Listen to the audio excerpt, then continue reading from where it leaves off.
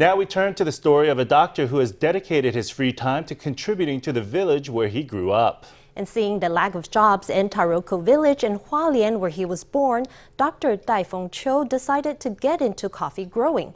9 years later, the doctor is winning prizes for his delectable brews. 咖啡豆你压起来就有水水的感觉，就可以采了。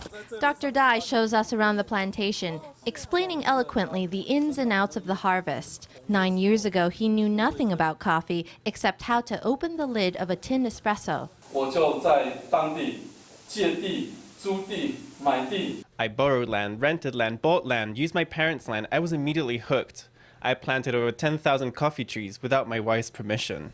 His project caused an uproar in the family. Relatives couldn't understand how, after working so hard to become a well-established doctor and get out of the village, he would come back and dedicate all his spare time to farming. 我有诚心跟他说，老婆。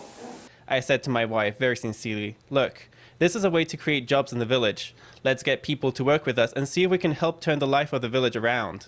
At first, doctorI planted 1,500 trees. After 3 years, he was shocked that only 20 survived.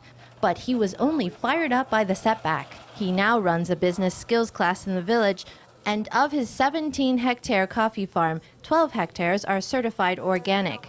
He recently won a gold medal and 2 bronzes at the county's Fine Coffee Championship, picking up the nickname the Golden Coffee Doc. 我们部落就是跟一般的部落一样。 Our village is like most. It's got a very long-standing drinking culture.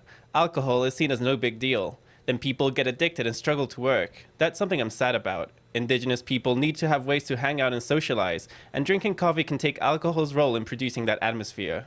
doctorI has produced his own coffee brand, Nita, which means us in the Taroko language. He hopes it will spur on other indigenous communities to grow their own coffee and reinvigorate community life.